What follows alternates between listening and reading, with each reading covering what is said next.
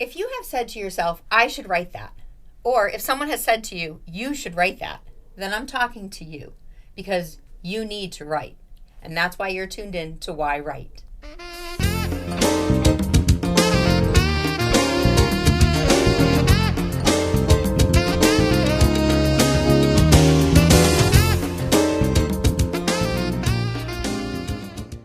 Hi, welcome to yWrite. I'm your host, Angela Grout. Thank you so much for tuning in for another episode.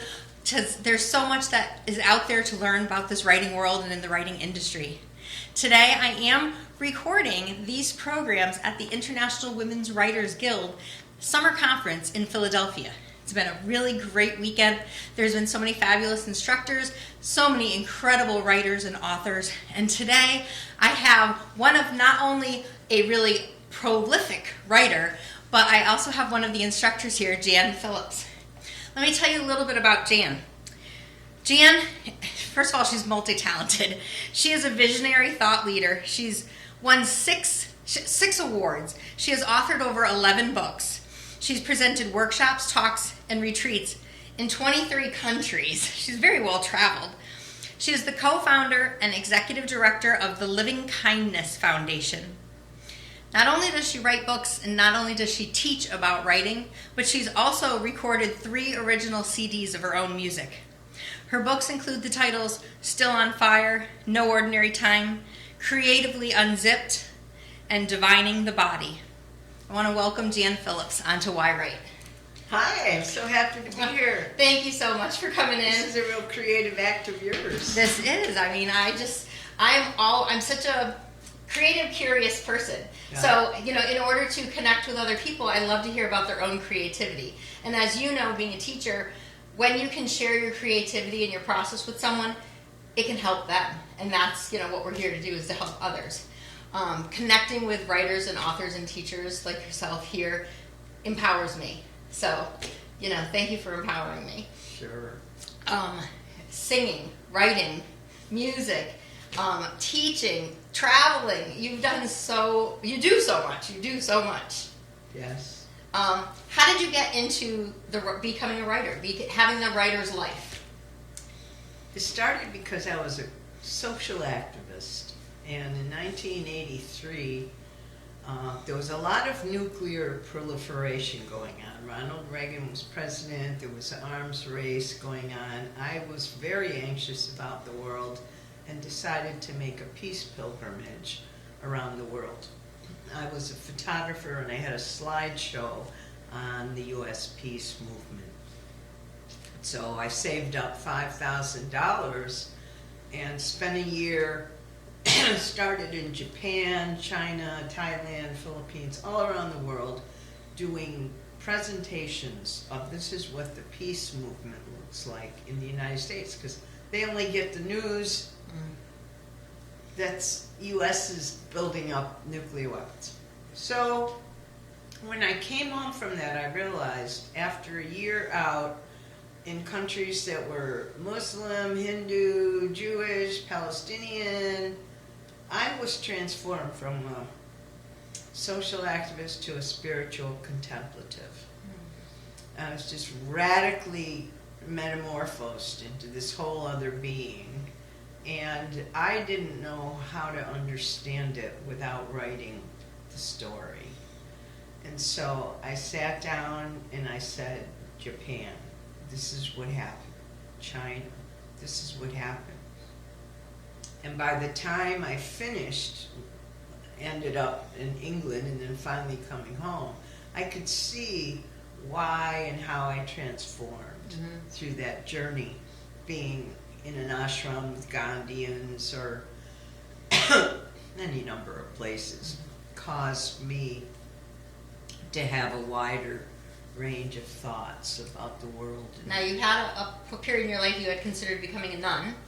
I went into the convent. You went to the convent. I went into the convent, yes, because when I was 12, I was suicidal, realizing that I was gay. And I was just moping around trying to figure out how to kill myself, and my 6th grade nun saved my life. And so I thought, that's what nuns do? They save kids' lives, I'm going to be one. So at age 18, I went into the convent. But because I am gay, that didn't work for them. So they kicked me out after 2 years. You get someone with a big heart who wants to save the world and save children, but sorry, you're gay, forget Mrs. it. Phillips, come and pick her up. Oh my gosh. Had enough. When did you write your first book? So I wrote the book as part of figuring out what the heck happened to me on that trip around the world. I still didn't consider myself a writer. That was my only tool for understanding what had happened to me. And I was like writing it to myself, primarily. But then there was an editor from Syracuse University Press that says, we want your book. We want your story. We want this. This is a big fat story. So I wrote it then for an audience, and it was the first time I had written a book. What's the name of that book? Making Peace. Making Peace. One Woman's Journey Around the World. And it's a photography chronicle. They spend a lot of money. There's a lot of color photographs in it. And so I wrote the book, and that was it. Then I go back to being a cultural worker, because I had just started this organization with The Livingkindness Foundation? Syracuse Cultural Workers. That was in 1982. And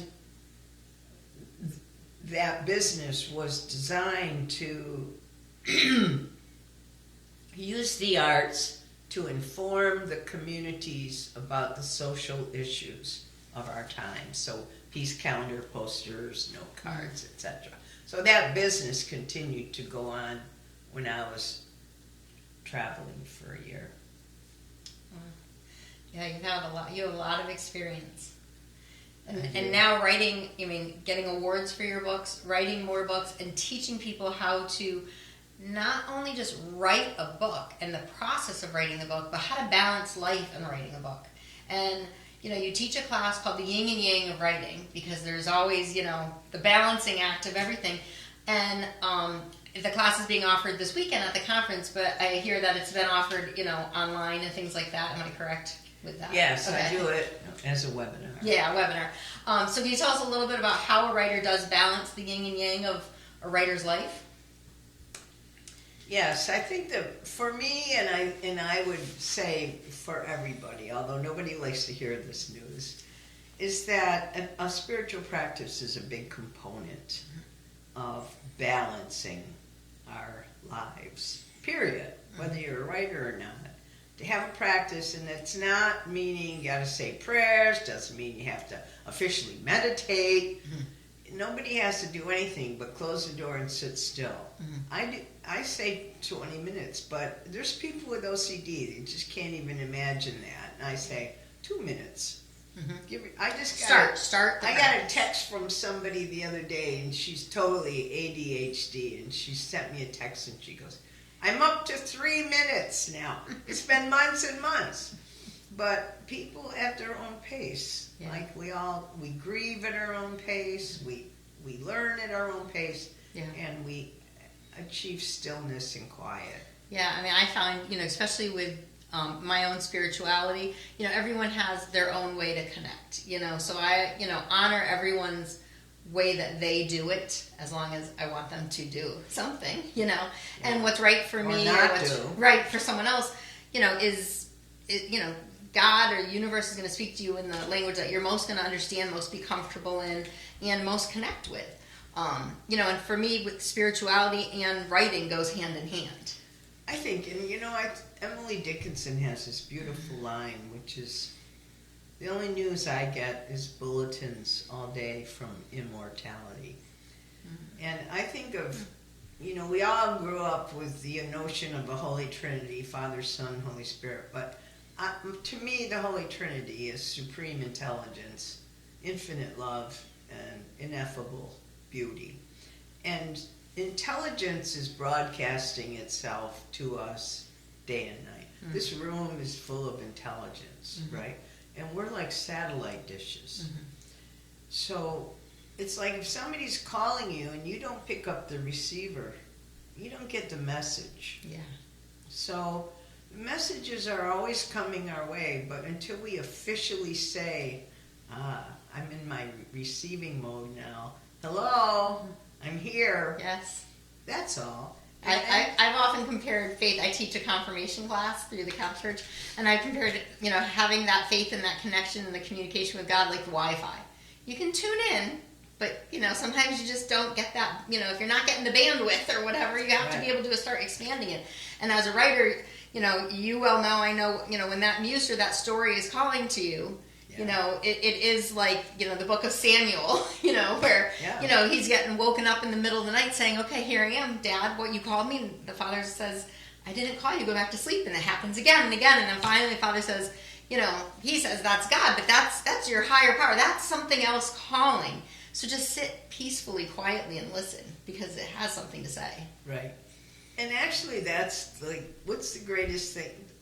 The greatest thing to me is just to be able to be in. I stopped at the chapel down the way yesterday. Beautiful. And just because I said nobody can interrupt me here. Mm-hmm. Nobody can tap on your shoulder when you're in the chapel pew. Just sat there and it was like, I'm undisturbed. Mm-hmm. I'm grateful. I'm present. It's all happening right here and now. That is the beautiful feeling, and why people resist it. There's so much. People go, I don't have time to meditate. Yeah. I'm saying, well, you don't have to meditate. Just sit still.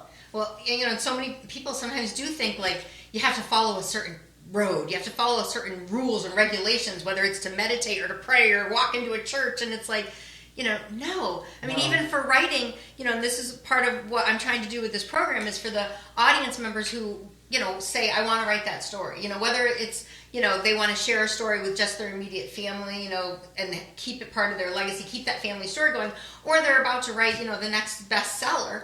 They're like, how do you start? And it's like, you just start a little. Just start a little. Don't say, I have to write that. I really want to write that book. It's 500 pages. I'll never have time to do it because you think you have to do it in one lump sitting. And it's like, you just sit. Go into the church. Go somewhere quiet. Sit. Meditate on it, and it'll come. And I think it's important to communicate with whomever you live with and let them know that this is an important thing. Everyone I live with now, I live with my sister and my niece, they all know I'm not to be disturbed. Mm-hmm. My kitties come and go. But nobody ever interferes and says, well, where's the eggs, right? Nobody ever interferes because I set the rules. Mm-hmm. And that's the self-respect that every writer needs to establish for herself or himself. Yeah, give yourself boundaries. Teach people your own personal boundaries. Yeah, that's a really important part. And this yin and yang of the writer's life. We're trying to carry on our normal lives, but our minds are still in the writing cycle as we do that, and that's a whole another component. But just like whether a songwriter or possibly I can't compare myself to the president of the United States, but it's like their mind, I'm assuming depending who the president is, but their mind is constantly working regardless of if they're taking a photograph with someone, your mind's still on your project. So it's like balancing what your responsibilities are and where you need to be and be present in that moment, but honoring what you're doing. I want to go back to when you were saying earlier about not really knowing how to deal with the story. You got a story, you have an urge, legacy, whatever it is. But some of the best models are what we had as kids growing up, once upon a time. Mm-hmm. And every story is exactly the same. It has a narrative arc, right? She started out on her journey through the woods. She had a mission. She was going somewhere, and then the demons came, and there was a big fight, a lot of conflict, and then what they call the resolution, the denouement, right? Who won? Who lost? What were the consequences? And then everyone lives happily ever after. And don't we want that for all our stories? That's the model of your story, and it doesn't have to be that simplified. But basically, anytime there's any conflict in the events of our lives, there's a story there. And we think of it as, oh, dang, they done me wrong. But the truth is, an experience has happened to us, but for us and through us, because we co-create all the experiences of our lives. We are co-create. I got myself kicked out of the convent. It didn't happen just out of the blue, Yeah. right? Yeah, well, you're being... I was very disobedient. And so, and it happened for me because I'm not convent material, but I needed those 2 years of a monastic life to get my spiritual underpinnings, right? Yeah. To learn what it's like to live a life of silence and quiet and prayerfulness. And not that I have that all day, but pretty much in my house is quite monastic. It's pretty quiet, except when my niece turns up the music, and then there's Depending that. on the music. Yeah, you know, and we all go through periods of our life where we journey through something, and whether it's we're heading for a goal and then it changes, and we discover something about us. And, you know, yes, you may have just, you know, been obedient and been quiet and taken the vows and went forward with that, but you weren't honoring who God created you to be either. And, you know, stifling that away doesn't serve you, it doesn't serve the world. So I totally resonate and understand with that, because it is hard for a lot of people to make the decisions to make change that they know is best for them. You know, and whether it's because someone's judging them on the choice they're going to make, or, you know, families say, you know, you have to inherit the family business, or, you know, things like that. It's like, well, no, I was put here to do something important, and I know, you know, this is the path I need to stay on, and that's exactly what you've done. And with that, you've traveled 23 countries giving talks about, you know, the social, economic, well, not even economic, but, you know, this, everything going on in the world. You know, you teach how to write, you teach how to balance life. You know, you're part of this International Women's Writers Guild and the teaching staff that you've impacted millions of lives. So it's so much more important than, you know, being quiet in that little convent. That's true. You know, imagine Totally. all the people that you touch. Right. And then, you know, you have, yeah, obviously we know she has a little wild side. And, you know, you have this other mission that you do with, like, a Honda. Or you've I rode a motorcycle. Yeah, you rode a motorcycle, and you Across had the country. the Honda motorcycle mission. I did. What'd And I you do? made a trip across the country interviewing people in small towns about their spiritual values. I traveled as a photojournalist. Oh, okay. Right, so I would go, and by the way, it always sounds like a really good idea, but once you start, it's like, holy crap, what have I gotten myself Wait, traveling into? or being a photojournalist? No, having a mission, like I'm going around the world for peace, right? I had a breakdown in the Tokyo airport, because it's like, uh-oh, here I am, I don't know what the heck I'm doing. I start to go on a photojournalistic trip across the country to interview people about their spiritual values, and I didn't dare get out of the car for 4 states. Wow. It's just not easy No. to fulfill those heroic notions. Yeah, you can have the calling to do it, the drive to do it, and then when you get there, it's like Right. getting on stage and having that stage fright. Like, I'm the coward. I'm You've the prepared hero's everything journey. you need to do. You know what you need to do, and you're like, your name gets called. And you're like, I can't do this right now. Yeah. And you know, I always say, like, you know, I have said, you know, I feel I've been, you know, gifted with stories to tell. And, you know, I want to make the most of my life. I want to share these stories, whether they are for me. I mean, I think they have a greater purpose. But I think, okay, on the day that I die and go to pearly gates, you know, is God going to say, you know, I'm so angry you didn't write that story? No, he's not going to say that to any of us. Like, oh, I'm so sorry you didn't, you know, I can't believe you didn't get out of the car in Connecticut and talk to those people. But there's going to be that moment of, well, isn't it a shame you didn't try? Huh? Is there? You know what I mean? Because, and you did try, so you made Well, yeah, that I effort. started in and Virginia. so many people try, and so, you know, they can say, well, I did try, I did the best I could. That's all he's looking for, you know, or, you know, you got to do the best that you can. But if you have that story, and I think, like, you know, sometimes when someone passes away too soon or tragically, you know, think, well, oh my gosh, what if they had the cure for cancer?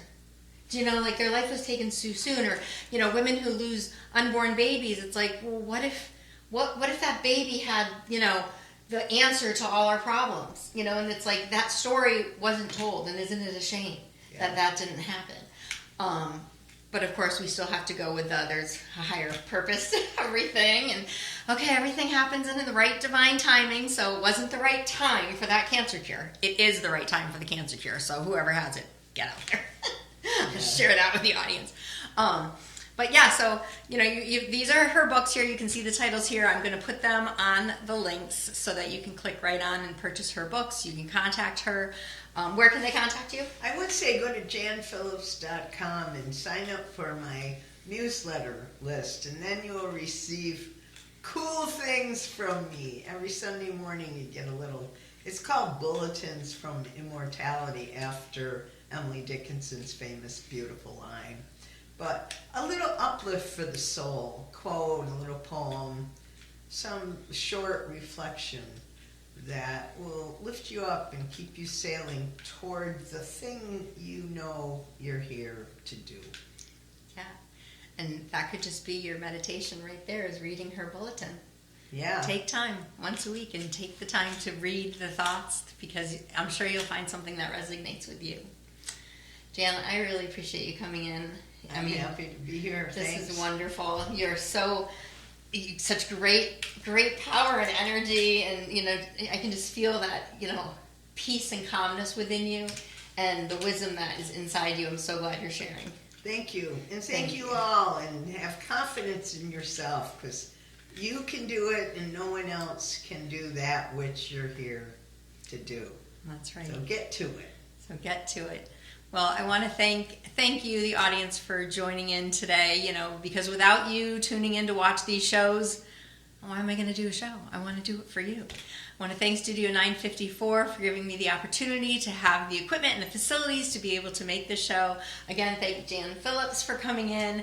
And, of course, everybody on my show who watches, the regulars, know that this is the time I tell them to pick up their pen, take out a piece of paper, and when the show ends, you're going to just set a timer on your phone, or set the timer on your microwave, or just look at the clock.